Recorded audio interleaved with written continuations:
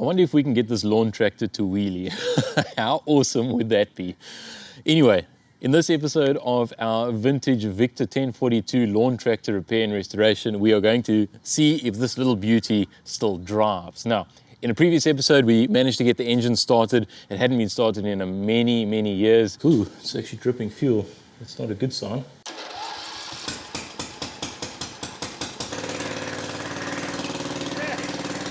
Okay, it works. Awesome. Couple of things we had to do, so if you missed that episode, there'll be a link in the description, go check it out. But will this thing drive? I don't know yet. Not too confident. The gearbox or transaxle is leaking oil. We need to see if that works, if it shifts smoothly. We need to check that out. So that's what we're going to try and do in this episode. Come along with me for the ride. Let's have some fun together. Welcome back to the Burton Builds garage. Let's get started.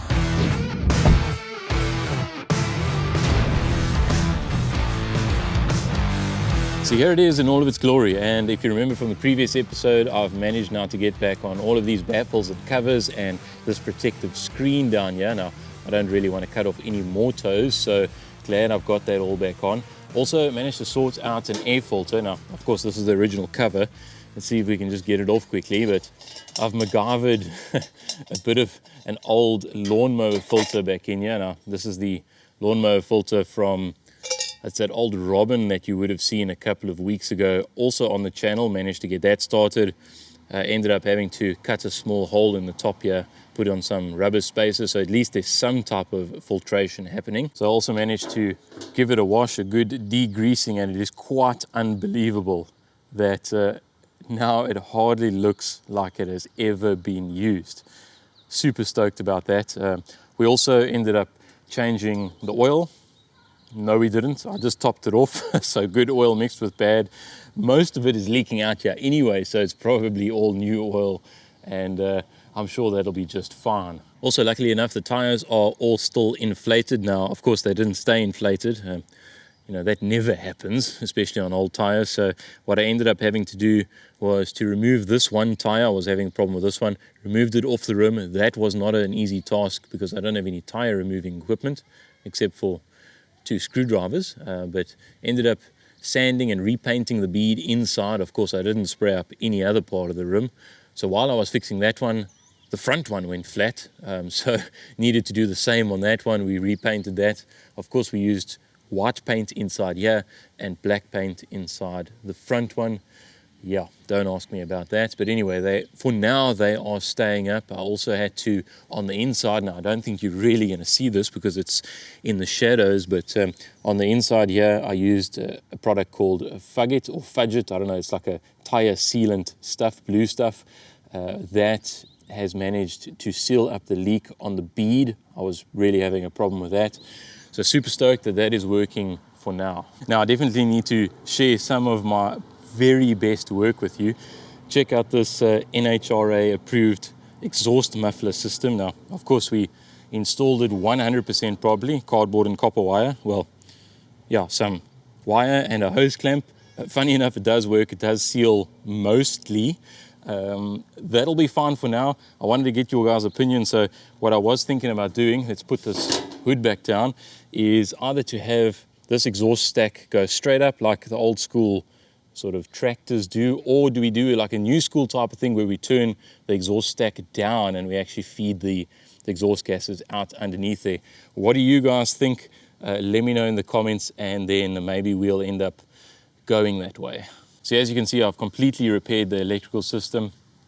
What I'm actually trying to say here is I've removed the white clip lead that we had on here, installed a less shitty piece of wire. So now there's probably about a 17.3% less chance of this thing burning down. I think I'll take those odds. Also, charging is not really a problem anymore.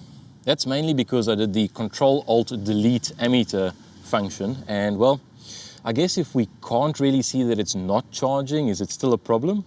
I mean, you know, we're friends, yeah, let's just pretend a little bit. And the last bit of kit that we ended up modifying or repairing was the seat. Now, I think you guys remember that this used to be one of those speed seats, you know, not really good for wheeling or pulling off very fast. So we just took the obligatory piece of wood out of the kitchen cupboard, don't tell my wife, cut it up and screwed it onto the seat, and now this thing ain't going anywhere. Of course, this is a temporary fix. We will restore this properly at a later stage. Let's finally see if this thing actually moves under its own power. Just before we get to test driving it, I think it's a really good idea to check if there is in fact any oil left in this transaxle. Now the reason I say that is because most of the oil is lying on my garage floor. So we'll fill that up really quickly, and there's also another two things I want to check. Two idler pulleys, that's part of the main drive belt system. Those bearings are shot now. I want to replace those bearings before we end up testing the machine, and then maybe potentially, if we don't change the bearings, ripping up the original belts. I've only got one set of belts, and you know, if we damage those, well, basically that's the end of the game. So let's head into the garage and sort of change those out quickly. I think I'll put out a separate video showing exactly how I repaired those bearings, just to try and keep this video sort of in a reasonable time period. Also, guys, if you end up liking the video, please give it a thumbs up. It really helps so that we can also share, or we can get YouTube to share this video far and wide and keep this unique and quite beautiful piece of little history alive. Subscribe, comment, all of that good stuff. It's always great to hear from you. Okay, let's see if we can get this thing going.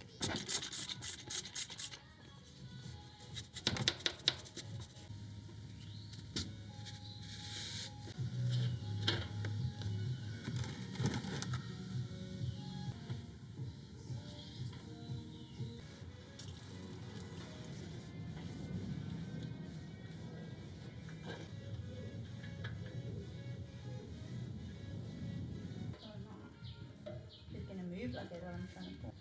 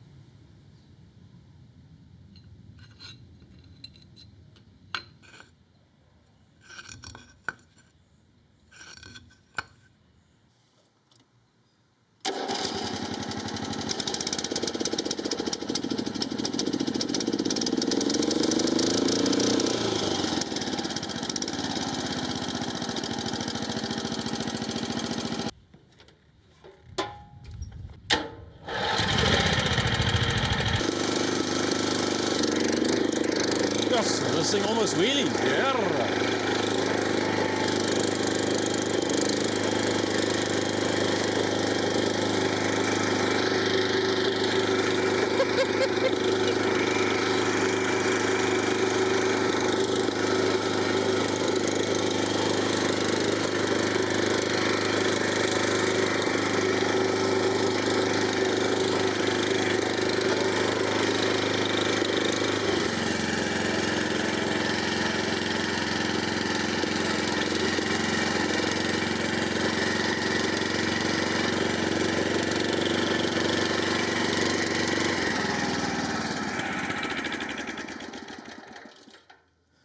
Whoa, that was not expected. Flippin', felt like I wanted to wheelie. Flippin' ridiculous, man.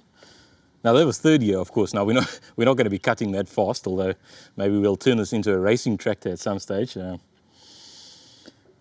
it moves. Awesome, awesome, awesome, awesome. Super stoked with that.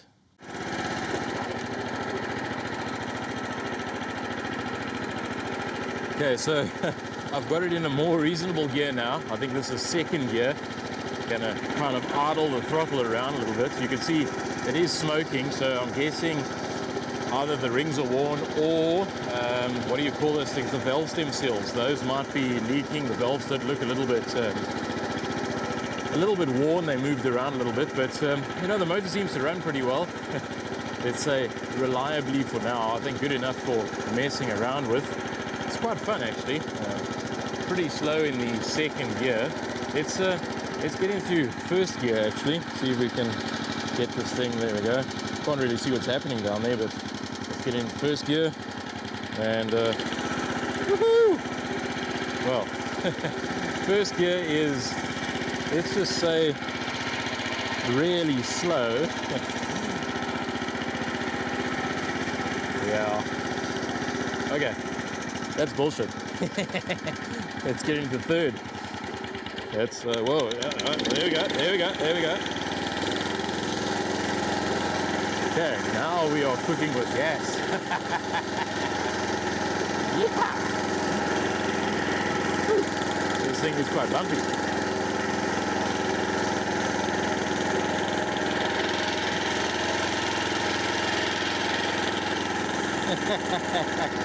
Oh man, this is pretty damn fun. Yeah, everybody needs one of these things. Man, the kids will have so much fun on this thing.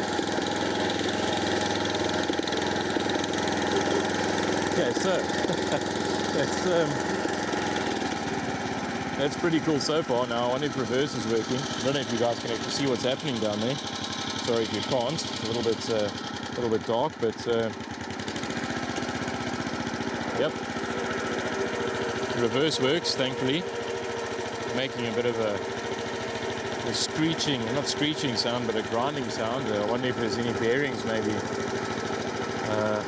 that are worn in the gearbox. Kind of noticed that.